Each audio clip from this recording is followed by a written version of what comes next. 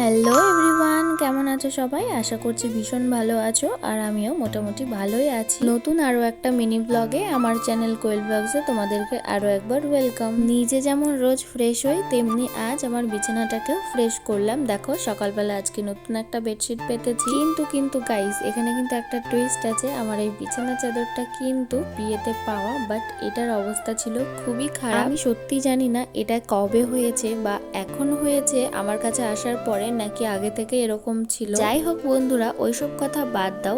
আজকে আমি করব মায়ের পুজো। সকাল থেকেই সেজন্য উপোস রয়েছি আর ঠাকুরের বাসনপত্র সব আমি পরিষ্কার করে রেখে দিয়েছি। ঘরে আমার কয়েকটা এরকম সুন্দর শাড়ি ছিল, তো সেখান থেকে একটা বেছে নিয়েছিলাম প্রথমে, কিন্তু সেইটা কিন্তু একদমই ছোট ছিল, তার জন্য আমাকে আরো একটা শাড়ি চেঞ্জ করতে হয়। তারপর দেখো শাড়ি পরে সুন্দর করে রেডি হয়ে আমি চলে আসি মায়ের কাছে। আর দেখো মায়ের মুখটা কত মিষ্টি লাগছে। প্রত্যেক বছরে কিন্তু একবার করেই চৈত্র মাসে এখানে মায়ের পুজো করা হয়। এখন আমি আমার বাড়ি চলে এসেছি। বাড়ি এসে এখানে প্রসাদের থালাটাও সাজিয়ে নিয়েছি আর এখন যাচ্ছি আবার পুজোর ওখানে। আমার ফ্যামিলির এখানে কিন্তু সবাই পুজো করেছিল আর আমাদের বাড়িতেও অনেক অতিথি এসেছিল। তারপর বন্ধুরা দেখো পুজোর এখানে এসে কার সাথে দেখা হয়ে গেছে, এই যে আমার বান্ধবীর সাথে দেখা হয়ে গেছে। তোমরা হয়তো আমার অনেক ভিডিওতেই ওকে দেখেছো আর হয়তো চিনতেও পারবে। এখন দেখো এখানে কিন্তু আস্তে আস্তে অনেকটাই ভিড় হয়ে গেছিল আর প্রায় পাড়ার সকলেই কিন্তু এখানে এসেছিল পুজো করার জন্য। পুজো প্রায় যখন শেষের দিকে তখন ঠাকুর মশাই বলল যে যারা যারা দণ্ডি কাটবে তারা সবাই গিয়ে দণ্ডি কাটতে কাটতে ঠাকুরের কাছে আসতে। তারপর তো সবাই আস্তে আস্তে পুকুরে স্নান করে এখান থেকে দণ্ডি কাটা শুরু করলো।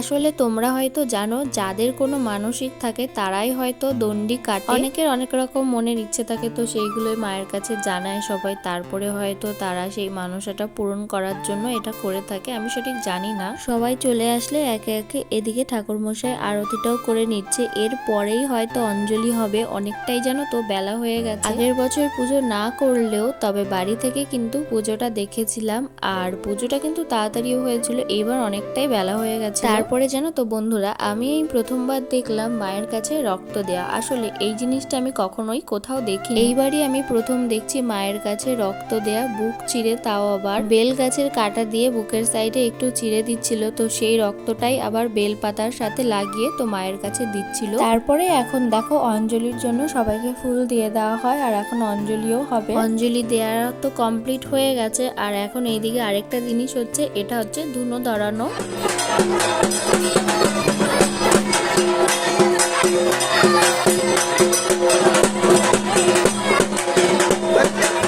আমার পুজো করা তো একদম কমপ্লিট হয়ে গেছে আর যজ্ঞের ফোঁটা তার সাথে চরণামিত্র নিয়ে আমি বাড়ি চলে এসেছি। তারপরে ফ্রেশ হয়ে নিয়েছি আর এখন খাওয়া দাওয়া করবো। আজকে যেহেতু ভাত খাবো না, তার জন্য লুচি, ছোলার ডাল আর মিষ্টি এগুলোই করা হয়েছে। চলো বন্ধুরা, তাহলে আজকে এই পর্যন্তই থাক। দেখা হবে তোমাদের সাথে নেক্সট ব্লগে। টাটা।